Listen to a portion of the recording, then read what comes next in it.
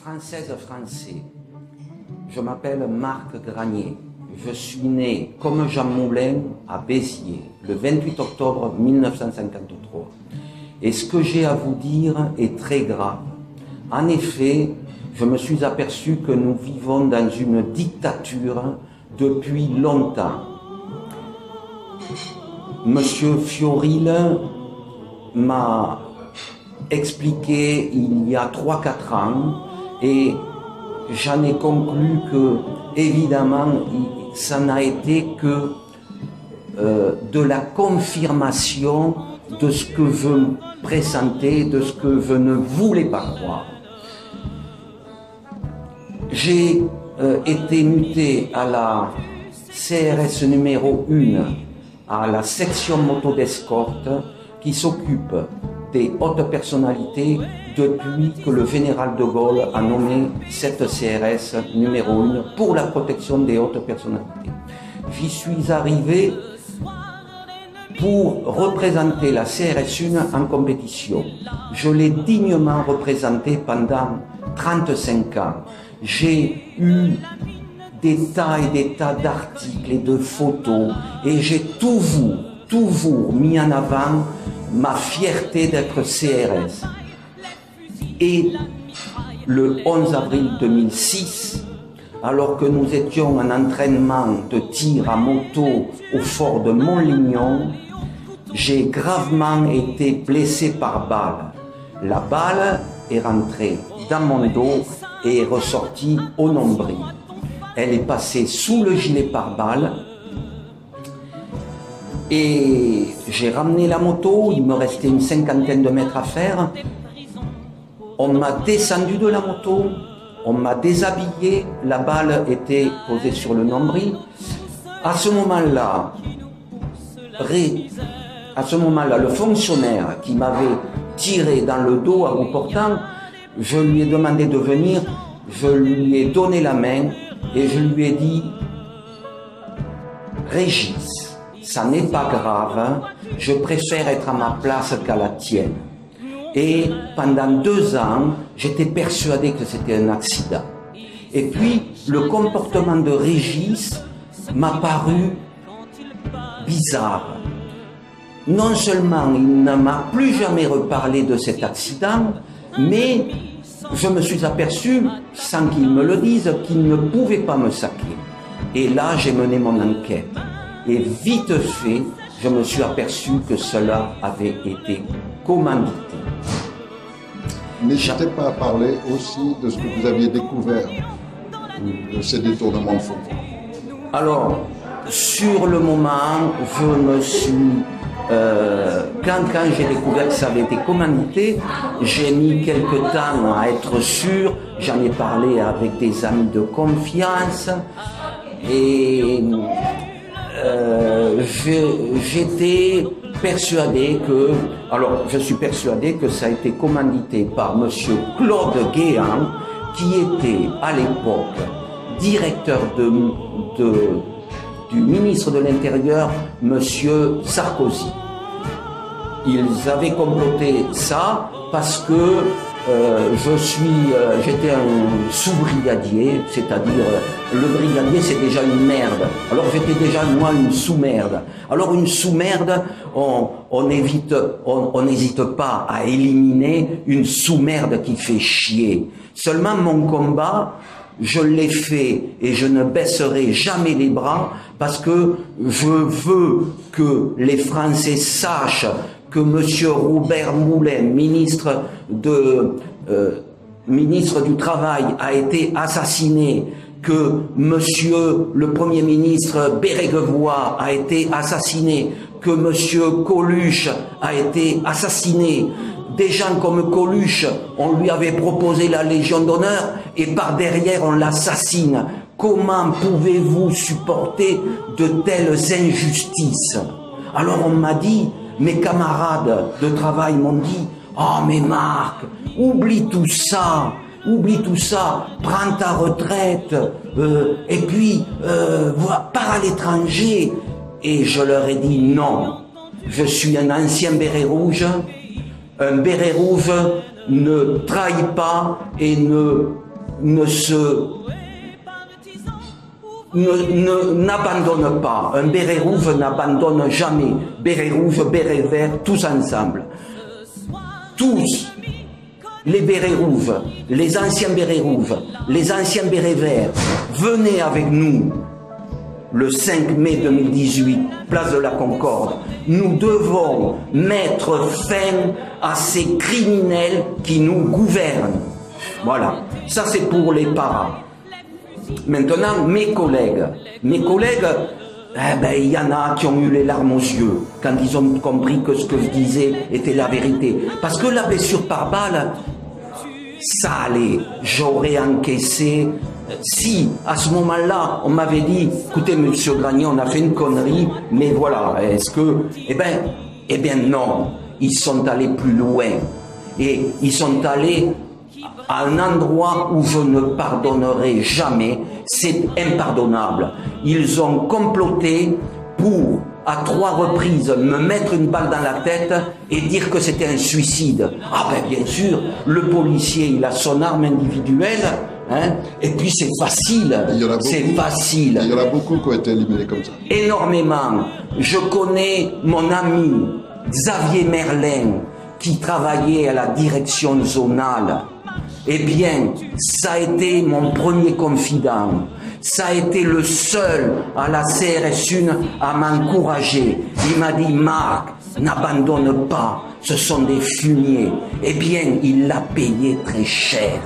J'espère que c'est pas de ma faute si il a été tué, parce qu'il a été tué le lendemain de l'attentat du Bataclan. Et c'était quelqu'un qui connaissait énormément de choses.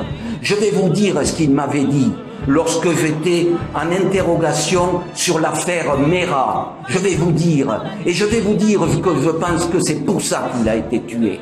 Eh bien, sur l'affaire Mera, il faut savoir que Mera, les Américains l'avaient intercepté dans les pays où ils s'entraînent pour le djihad. Et les Américains ont dit à la France, nous tenons un djihadiste français qui s'est entraîné dans les camps et qui rentre en France. Que faisons-nous? La France a dit, laissez-le. Et M. Mera était un agent qui travaillait pour la France. Seulement, cet agent-là, ils l'ont assassiné. Ils l'ont assassiné. Alors après, on invente tout ce que... Et alors, tout le monde descend, tous les partis politiques descendent à Carcassonne. J'y étais. J'assurais la protection de monsieur le Premier ministre, monsieur François Fillon, qui est un homme remarquable. Voilà. Alors, les hommes remarquables, on les dézingue. Ah ben ils auraient très bien pu empoisonner monsieur Fillon, ils auraient très bien pu, ils étaient capables de tout. Voilà. Alors, mon copain Xavier Merlin, grâce à lui, je suis encore en vie, parce qu'il m'a conseillé, et grâce à lui je suis en vie. Il m'a dit, Marc, ils n'auront jamais ce que tu as dans la tête, tu sais que les planques, ça dure, mais au bout d'un moment, eh bien, c'est ce qui s'est passé et je leur ai toujours échappé. Il n'y a pas que ça. Je leur ai échappé parce que, personnellement, je suis convaincu que le bon Dieu existe. Je suis redevenu croyant, pratiquant, comme le colonel Beltrame, hein? Je préfère pas en parler. Mais lui, comme moi, nous sommes des anciens parents et nous sommes des chrétiens. Est-ce que vous croyez qu'il est logique qu'un lieutenant-colonel se propose comme otage? Bien sûr que non, bien sûr que non. Tout a été préparé. Alors, j'ai pas donné les précisions au sujet de mes tentatives d'homicide maquillées en suicide. Donc je vais les donner. Eh bien les précisions, elles sont toutes écrites, elles sont toutes minutées, avec les acteurs de ces complots. Et j'ai amené à l'ambassade de Russie. J'ai été très très bien reçu. Ils m'ont écouté. À 3 reprises, je suis allé à l'ambassade de Russie. Bien sûr, on m'a toujours empêché d'y aller. Alors j'y allais avec ma petite 125 Yamaha et je passais tous les feux rouges et personne ne pouvait me suivre. Et je les ai ruinés parce que maintenant, s'il m'arrive quelque chose, eh bien, il suffit de demander à l'ambassade de Russie d'avoir ces écrits où tous les noms des fonctionnaires impliqués sont notés. Et alors, ça aussi au Conseil national de transition, et au Conseil national de transition aussi, et j'ai rencontré 4 avocats. Le premier avocat que j'ai rencontré, Maître Gilbert Collard, il a été bien avec moi, parce qu'au début, il m'a aidé et il m'a dit « Monsieur, qu'est-ce que vous voulez faire ?» Je lui ai dit « La tentative d'homicide par balle, j'ai pas rêvé, je l'ai bien pris la balle. Alors je veux déposer plainte. » Il m'a dit « D'accord, on se revoit la semaine prochaine. » Et la semaine d'après, eh bien, il avait été conseiller et il m'a dit que non, on ne pouvait pas m'aider. Je lui ai dit parce que c'est une affaire d'État. Il m'a dit oui, mais il a été bien, il a été honnête avec moi parce que c'est pas le cas de tous les avocats.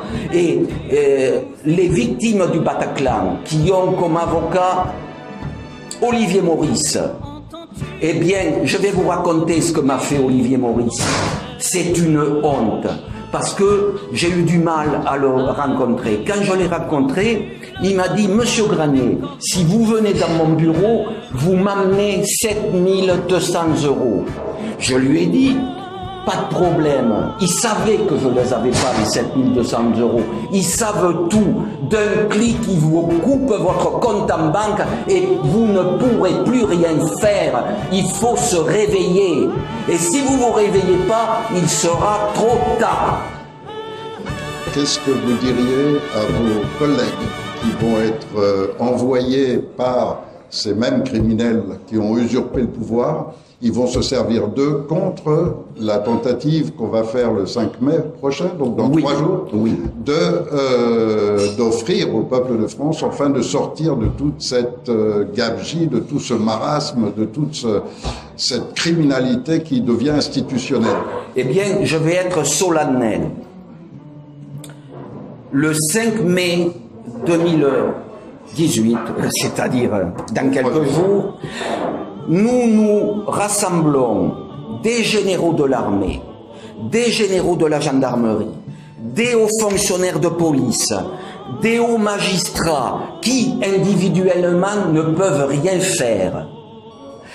Et ils savent que les traîtres à la nation nous envoient dans le mur. Donc, si le 5 mai, nous ne réussissons pas, nous ne pourrons plus jamais revenir en arrière. Et donc je leur dis à mes collègues policiers, gendarmes et militaires, ce jour du 5 mai, n'allez pas sur Paris. Alors, PS, d'accord, mais pas les forces d'intervention, pas les forces de sécurité, pas les forces anti-émeutes, parce que nous, personne ne sera armé. Les bérets rouges, les bérets verts viendront avec leurs bérets. Moi, j'y serai, tantôt avec un béret rouge, tantôt en tenue de policier, mais nous ne serons pas armés.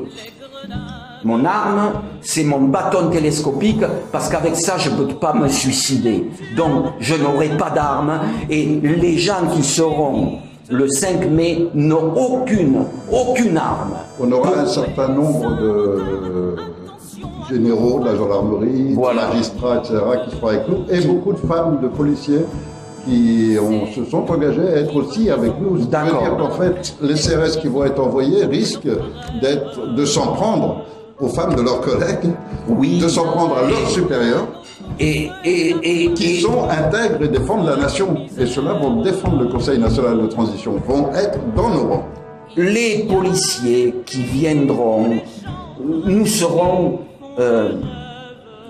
pour la paix, nous ne serons pas armés, nous n'allons pas violenter les forces de police.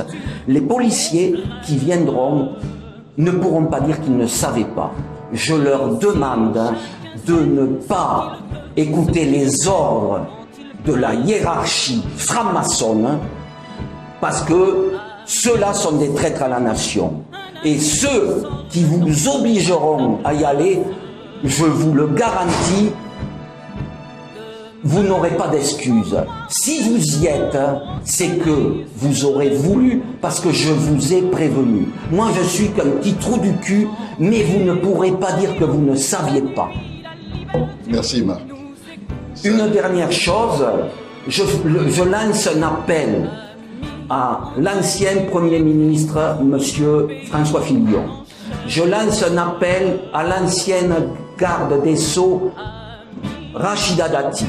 Et je lance un appel à Marion Maréchal Le Pen, que j'ai rencontré à l'Assemblée nationale, pour qu'il fasse un communiqué de presse pour faire savoir au monde entier que le Conseil national de transition existe.